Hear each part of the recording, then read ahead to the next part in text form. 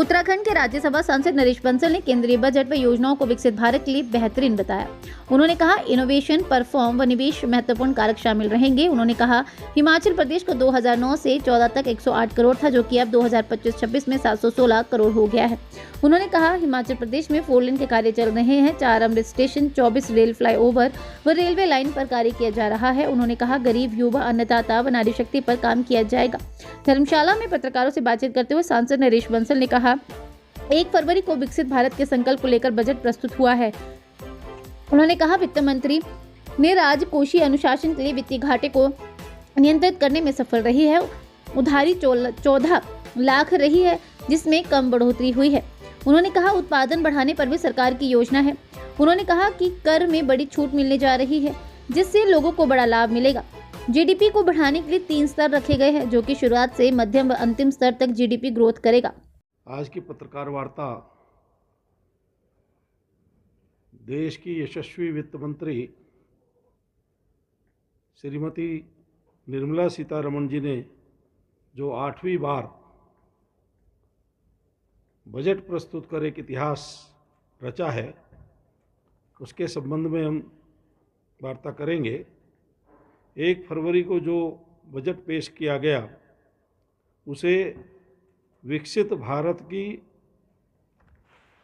संकल्पना साकार करने की दिशा में एक सार्थक पहल की संज्ञा दी जा सकती है। वित्त मंत्री ने आर्थिक सुस्ती को भांपते हुए उपभोग को बढ़ावा देने का काम किया है।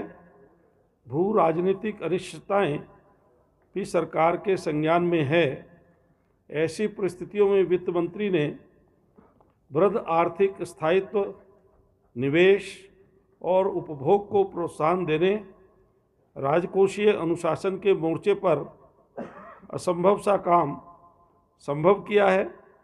सरकार वित्तीय घाटे को नियंत्रित रखने में सफल रही है। सरकार की सकल उधारी 14,83,000 करोड़ रुपए रही है, जिसमें गत वर्ष की तुलना में केवल 5.6% की बढ़ोतरी हुई है। नॉमिनल जीडीपी में 10.1% की वृद्धि के आसार हैं। यह परिदृश्य राजस्व एवं व्यय अनुमान को लेकर भरोसा बढ़ाता है। यह रिजर्व बैंक को भी सकारात्मक संकेत देता है।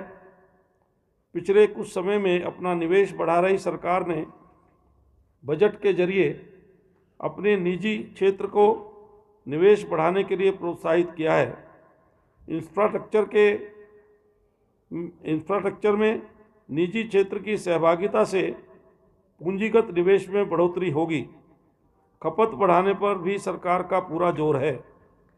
मध्यम वर्ग को सरकार की ओर से करीब 1 लाख करोड़ रुपए के टैक्स छूट मिलने जा रही है। अर्थशास्त्रियों का मानना है कि इसमें से 80% राशि लोग खरीदारी करेंगे और 20% की सेविंग करेंगे।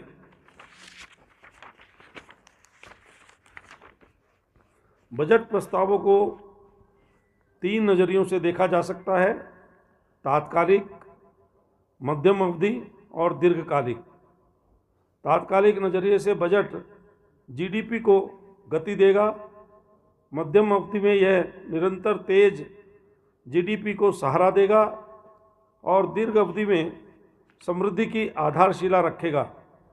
बजट में कृषि, विनिर्माण और सेवा जैसे अर्थव्यवस्था के प्रत्येक स्तंभ पर ध्यान दिया गया है।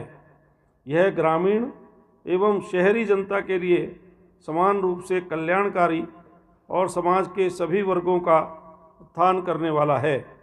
इसमें बिजली, खनन, शहरी विकास, वित्तीय क्षेत्र, जीवन एवं कारोबारी सुगमता, कपड़ा उद्योग, सामूहिक उत्पादों के स्तर पर बड़े सुधारों का सूत्रपात हुआ है।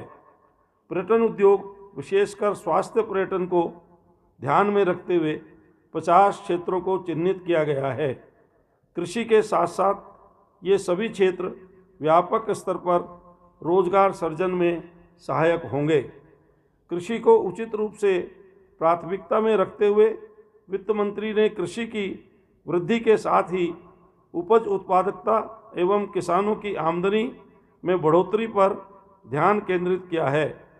दलहन और तुअर, उड़द और जीडीपी मसूर के लिए राष्ट्रीय मिशन के माध्यम से आत्मनिर्भरता की योजना है। विभिन्न फसलों के लिए व्यापक उत्पादन वाले बीज विकसित करने की तैयारी है।